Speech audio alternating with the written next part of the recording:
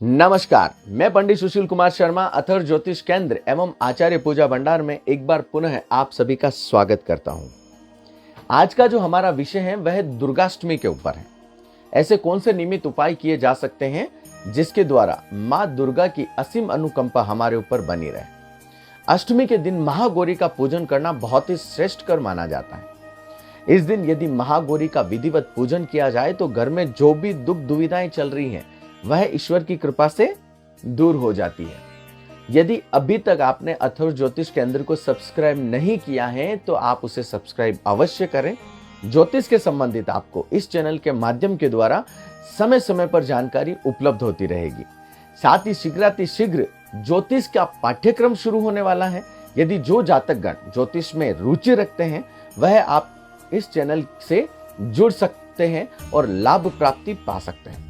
साथ ही साथ यहाँ पर यदि हमारे जीवन में कष्ट चल रहे हैं या फिर दुविधाओं से किसी भी प्रकार से मुक्ति नहीं मिल रही है तो विशेष तौर से आप मां लक्ष्मी का या महागौरी की चालीसा का पठन या श्रवण अवश्य करें। यह आपके लिए बहुत लाभकारी माना जाता है। साथ ही साथ यदि आपको इस दिन मनोकामनाओं की पूर्ति करनी है या कार्य सिद्धि के लिए आप कौन से उपाय कर सकते हैं, आपको क्या करना है, लाल चुनर के ऊपर सिक्के और पतासे रखने हैं और मां दुर्गा के समक्ष उनको अर्पित करना है। महागौरी के समक्ष उनको अर्पित करने के उपरांत आपके मन में जो भी मनोकामना है वह आप मां से मांग सकते हैं। ईश्वर की कृपा से वह मनोकामना शीघ्र आपकी पूर्ण होगी। साथ ही यदि माता रानी की असीम अनुकंपा की प्राप्ति करनी है तो अष्टमी के दिन विशेष तौर से आपको नव कन्याओं को भोजन करवाना है। वह 8 साल से छोटी हो तो बहुत ही शुभ कारक है। उनको घर पे बुलाना है, उनके जो चरण हैं उनको धोना है विशेष तौर से, फिर उनका आशीर्वाद प्राप्त करना है, उनको बहुत ही प्रेम और आदर के साथ में भोजन करवाना है। भोजन करवाने के बाद में आप भेंट स्वरूप इच्छा अनुसार आप जो भी दे सकें वह आपको उनको देना है, पुनः उनका आशीर्वाद प्राप्त करना है। तो आपके जो जीवन में चल रही समस्याएं वो तो दूर ही होगी और माता रानी की असीम अनुकंपा भी आपको प्राप्त होगी। और शास्त्रीय अनुसार यह भी कहा जाता है कि यदि आप नवरात्रि के व्रत कर रहे हैं और यदि आप उस समय अवधि में आप कन्याओं को भोजन नहीं कराते हैं तो आपका जो व्रत है तो उनका पुण्य फल आपको प्राप्त नहीं हो पाता। तो विशेष तौर से जो भी गण नवरात्रि का पूजन कर रहे हैं समृद्धि के अनुसार यदि वो समर्थ हैं तो वह भोजन करवा सकते हैं, यदि नहीं है तो इच्छा के अनुसार या अपनी कैपेसिटी के अनुसार जो वो दान या भेंट कर सकें वो वह अवश्य करें। उनके पुण्य फलों की प्राप्ति अवश्य होती है। यदि उठते या बैठते लोग व्रत कर रहे हैं, जैसे प्रथम दिन अष्टमी या नवमी के दिन यदि वो व्रत करते हैं तो उन व्यक्तियों को भी या उन महिलाओं को या उन बहनों को भी नव कन्याओं को भोजन करवाना बहुत ही शुभ कारक माना जाता है। साथ ही साथ सुख समृद्धि या आवक की प्राप्ति के लिए कई बार ऐसा होता है कि जो महिला पक्ष है वह अपने पति के संबंधित काफी चिंताएं में रहती हैं कि सफलता प्राप्ति नहीं मिल रही है, या फिर ऐसा हो सकता है कि कई बार आयु की कामना के लिए जैसे करवा चौथ का व्रत निधान कहा जाता है तो इस दिन भी महागौरी के दिन भी जो सुहागिनें होती हैं उनको यदि महिलाओं के द्वारा साड़ी जो लाल रंग की हो वह भेंट स्वरूप दी जाए और साथ ही साथ श्रृंगार के संबंधित सामग्री दी जाए तो भी कहा जाता है कि जो पति के संबंधित हैं या जीवन साथी के संबंधित हैं आयु को दीर्घ करता है। साथ ही साथ कोई भी यदि रोग पक्ष या कोई भी कष्ट हो पति के संबंधित तो वह भी ईश्वर की कृपा से दूर होता है। साथ ही साथ रोग नाश के लिए कहते हैं ना कि घर में कोई ना कोई व्यक्ति बीमार होता रहता है या फिर कोई व्यक्ति काफी लंबे समय से बीमार चल रहा है घर परिवार में, तो वह तुलसी के वृक्ष के समक्ष 9 दीपक अवश्य प्रज्वलित करें और उनकी परिक्रमा करें।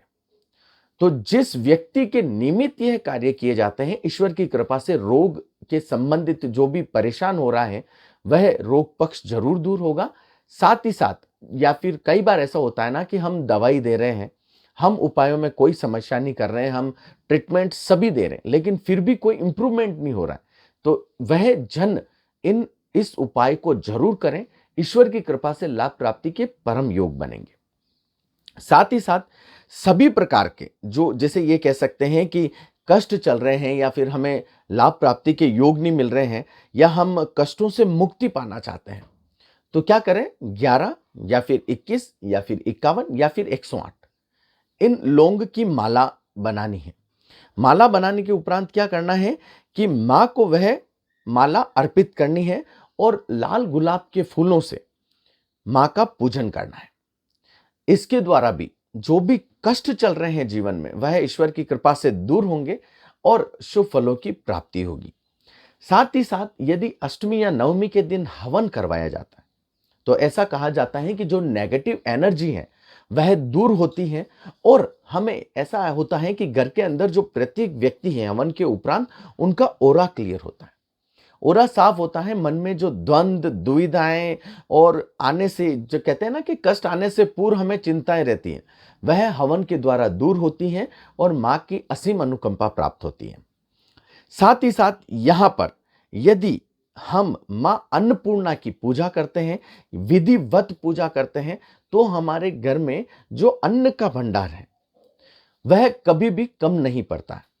यदि कोई व्यक्ति शनि के संबंधित कष्टों से परेशान है या शनि की साढ़े साती चल रही है, उसके काम धंधे व्यापार ठप हो चुके हैं, कहीं पर भी कोई लाभ प्राप्ति के योग नहीं बन रहे हैं, तो अष्टमी के दिन विशेष तौर से जातक गण अष्टमी के दिन क्या करना है कि माता जी की आराधना करनी है और आराधना करने के बाद में आपको क्या करना है कि भगवान शनि को आप जो भी जिसे ये कह सकते हैं कि शनि के संबंधित कष्ट चल रहे हैं, तो इस दिन मां की आराधना करने के उपरांत आपको क्या करना है कि उनको अष्टमी या नवमी के दिन माता को यहां पर आप जिसे ये कह सकते हैं कि काले तिल जो होते हैं वह वहां पर उनको अर्पित कर देना है।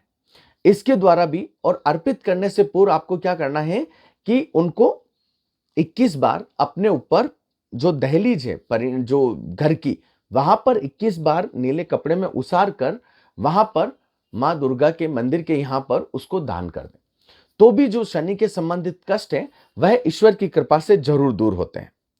साथ ही साथ यहां पर यदि मां अष्टमी के दिन यदि ऐसा कह सकते हैं कि पूर्ण फलों की प्राप्ति करना है या हमें इस दिन शनि के संबंधित भी कष्ट हैं उनको भी दूर करना है, तो सिंदूर लें, सिंदूर के अंदर घी मिलाएं, पीपल के 11 पत्ते लें, 11 पत्ते के लेने के बाद में उसके ऊपर राम का नाम लिखें। श्री राम का नाम लिखने के बाद में उसकी माला बनाएं। माला बनाने के बाद में उस माला को हनुमान जी के ऊपर अर्पित करें, तो भी आपके शनि के संबंधित कष्टों से आपको मुक्ति मिलेगी और साथ ही साथ मां गौरी का आशीर्वाद भी आपको प्राप्त होगा। और जो भी आपके जैसे ये कहते हैं ना कि कोई टोने टोट के या फिर कष्ट चल रहे हैं, तो वह भी ईश्वर की कृपा से इस उपाय के बाद में दूर हो जाएंगे। साथ ही साथ यहां पर यदि धन वृद्धि करना चाहते हैं, धन में रुकावटें बन रही हैं, किसी प्रकार की कोई समाधान नहीं हो रहा है, धन स्थिर नहीं हो रहा है, कई बार ऐसा होता है कि जो राहु होता है वह धन भाव में विराजित हो जाता है। धन भाव में विराजित होने के बाद में वह क्या करता है कि जातक के धन के गड़े में कहते हैं ना धन का गड़ा भरा हुआ है उसमें छेद कर देता है। ऊपर से तो आप पैसे डाल रहे हो, आवक भी हो रही है, लेकिन बचत योजना भैया नहीं हो रही है। तो आपको क्या करना है कि पान का एक पत्ता लेना है, उसके बाद में उसमें आपको गुलाब की 7 पंखुड़ियां रखनी है। पंखुड़ियां रखने के बाद में उसका बीड़ा बनाकर मां को अर्पित करना है। अर्पित करने के बाद में अष्टमी और नवमी के दिन उसका पूजन करना है। पूजन करने के उपरांत जहां पर आपके धन रखने की जगह है वहां पर उसको रख देना है। ईश्वर की कृपा से आपका धन स्थिर रहेगा और आपको धन में वृद्धि होगी। साथ ही साथ विशेष कृपा प्राप्ति के लिए आप मां दुर्गा का या मां महागौरी का गंगा जल से अभिषेक करना भी बहुत शुभ कारक माना जाता है। यदि विशेष कृपा और अन्न धन यश की प्राप्ति करनी है तो इस दिन दुर्गाष्टमी के दिन दुर्गा सप्तशती का पाठ अवश्य करना चाहिए। यदि दाम्पत्य जीवन में खुशहाली चाहते हैं तो नवचंडी का पाठ करना बहुत शुभ कारक रहता है। चंडी स्तोत्र का पाठ करना भी बहुत शुभ कारक रहता है। यदि व्यक्ति जो अधिकतर व्यक्तियों के दुविधाएं चलती रहती हैं, कर से चाहे ईएमआई हो या फिर कहीं पे मांगत हो, तो वह उनको क्या करना है कि प्रातःकालीन जल्दी उठना है। जल्दी उठने के बाद में अपने नित्य कर्मों से निवृत्त होना है। निवृत्त होने के बाद में मां दुर्गा की पूजा से पूर्व 108 फूल लाने हैं और 108 फूल माता के श्री चरणों में चढ़ाने हैं। 1.25 किलो साबुत लाल मसूर की दाल लेके आनी है, उसको 1.25 मीटर लाल कपड़े में उसको बांधना है। बांधने के बाद में घी का दीपक प्रज्वलित करना है, माला लेनी है और सर्व मंगल्य मांगल्ये शिवे सर्वार्थ साधिके शरण्य त्र्यंबके गौरी नारायणी नमोस्तुते, इसका पाठ करते हुए 108 बार इस मंत्र का पाठ करना है। पाठ करने के उपरांत जो मसूर की दाल जो 1.25 किलो रखी हुई है लाल कपड़े में बांधकर, उसको सिर के ऊपर 7 बार उसारना है और उसके बाद में जो भी गरीब व्यक्ति हो उसको दान करना है। इसके द्वारा जो भी कर्ज चल रहा है उनसे ईश्वर की कृपा से मुक्ति मिलेगी और साथ ही साथ इंसान का जो जीवन चक्र है या जो दुविधाएं हैं मन के अंदर या कुंठाएं हैं, वह भी ईश्वर की कृपा से मां गौरी के आशीर्वाद से दूर होगी। साथ ही साथ सफलता प्राप्ति के लिए इस दिन यदि आप राम रक्षा स्तोत्र का पाठ करते हैं अष्टमी के दिन, तो वह भी बहुत शुभ कारक माना जाता है। धन लाभ हेतु श्री यंत्र का विधिवत पूजा करने के बाद में तिजोरी में स्थान देना या फिर घर में ईशान कोण में स्थान देना बहुत शुभ कारक माना जाता है। देवी के सहस्त्र नाम का जप करना भी बहुत शुभ कारक माना जाता है। यदि अभी तक आपने अथर्व ज्योतिष केंद्र को सब्सक्राइब नहीं किया है तो भैया उसे सब्सक्राइब अवश्य करें। ज्योतिष के संबंधित आपको इस चैनल के माध्यम के द्वारा जानकारी उपलब्ध होती रहेगी। यदि हस्तरेखा या कुंडली के संबंधित आपके किसी भी प्रकार के कोई सवाल हैं तो आप मुझे व्हाट्सएप कर सकते हैं। आपको व्हाट्सएप लिंक डिस्क्रिप्शन बॉक्स में दिया हुआ है। और इसके साथ ही यदि आप किसी भी प्रकार का ज्योतिष के संबंध में आप सवाल चाहते हैं या किसी भी प्रकार का कोई भी आप उपाय चाहते हैं तो भी आप मुझसे संपर्क कर सकते हैं। आप इस चैनल को यदि आपको अच्छा लगा हो तो आप इसको लाइक और शेयर जरूर करें।